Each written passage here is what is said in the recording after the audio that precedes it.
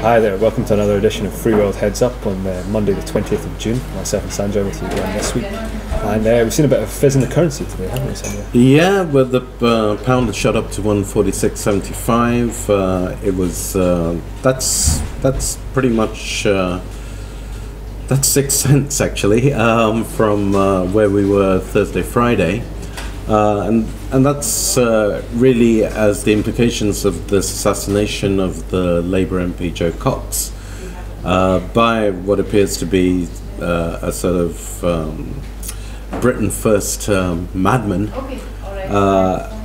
and the implications and all that. It's the whole thing seems to have caved in at this point. We have the spectre of well, last week we had George Osborne, the Chancellor, saying that in the event of a Brexit, we would have to have an emergency budget. Right. Put 2 pence on the income tax, basically, just to cope with the financial shock of leaving the system. So there was stuff building up. There were a couple of polls released last week, which suggested that the leap that Brexit had made in the previous sort of 7-8 days, putting it ahead of the Remain group, had gone now and reversed to the point where they were equal. And then we had this assassination. The implications of that, we stopped, both sides stopped campaigning till basically yesterday afternoon, when David Cameron appeared on TV, etc. We also had a couple of defections from from both Tory party defections from the Leave campaign, and in the papers today it says Baroness Warsi, who was a community relations minister, is also backing out of the exit, mainly in response to what she calls the hate campaign being generated by UKIP, which is still very much focused purely on, well, in my view, a non-existent immigrant issue. And this focus on the anti-immigration, slightly, well, xenophobic side of the Leave campaign, that coupled with the assassination of Joe Cox by a guy shouting Britain First, is probably switching all apart from the very fervent Brexiters away, and I think quite a few of the don't knows are coming over to the stay side. This coupled with obviously the fear of losing a couple of pence on income tax, and that's gone so far that we've had the spectacle of Boris Johnson declaring himself to be pro-immigration and bringing out the fact that he is, of course, from Turkish origins. So the steam seems to be going out the hate side, certainly, of the anti-immigration approach to the Brexit. Meanwhile, the fear side, in terms of what it's going to actually cost people, is building up, and the city, the currency markets have jumped tremendously. That's, I mean, 46. I would say 150 is where we were in December, and maybe 150 is a level at which we can say that the Brexit risk is effectively run off.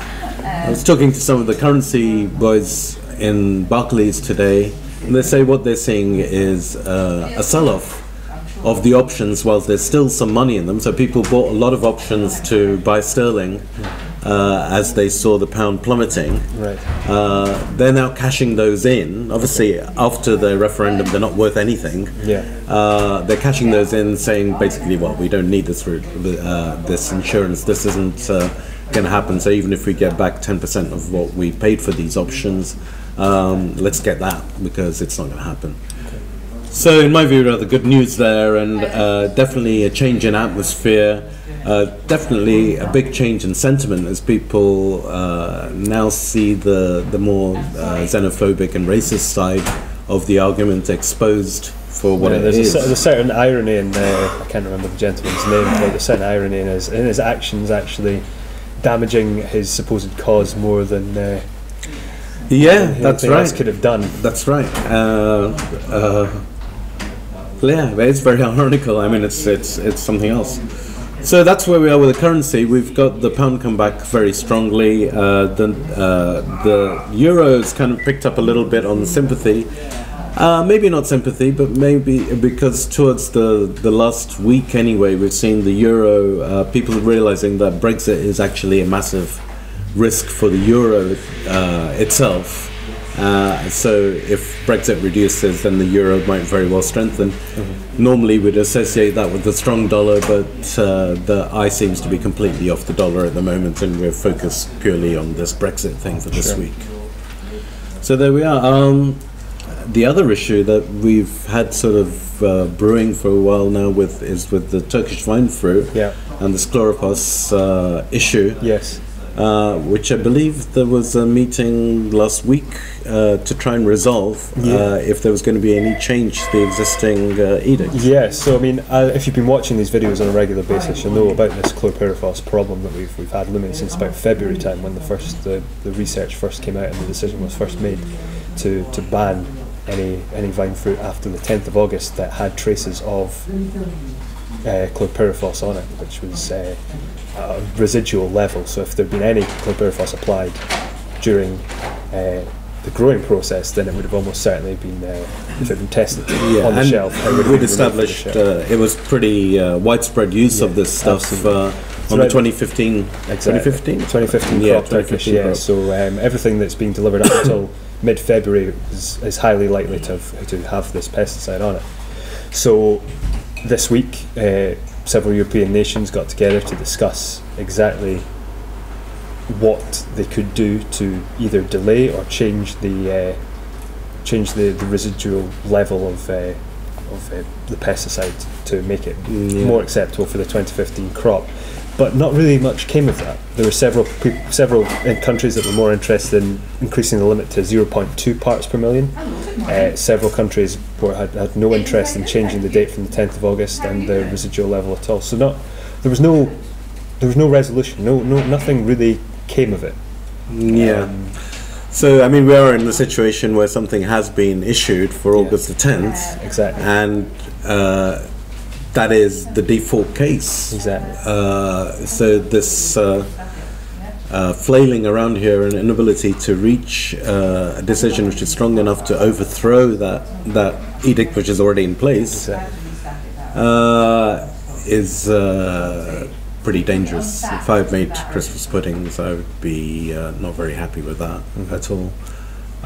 Because that's the problem. The problem is that when they produced this ban, they produced it when the fresh grape season was safely over, without thinking very much about dried fruit. Yes. And of course, a lot of stuff will already have been made for sale well after August 10th. Exactly. And the new limit is pretty close to LOD, so limit of detection. So, we have got something going on here which could turn quite nasty. Now it looks like the member states are taking different approaches on it. They may informally soft pedal in certain cases and all this, but it doesn't look good to me. No. It doesn't look good to me. So there we are. I think the other thing to mention is that last week we had very low sterling, and the phones really kind of went dead. It was raining a lot and it was all rather miserable.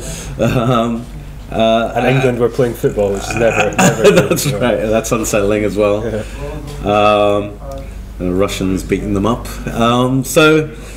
But I think at 46.75, I do feel that we will have some demand coming back in here, and because of this uncertainty, a lot of people will reduce their stock levels to the barest minimum, be unwilling to buy stock at these currency rates, and we'd gear down anyway for this at this time of year. June, July, August is the quietest 3 months, So, you know, if you do have stuff to cover, I think I'd do it sooner rather than later. Absolutely. Currency is pretty good at the moment. Okay. Well, thank you very much. Thanks very much. Bye-bye. Bye.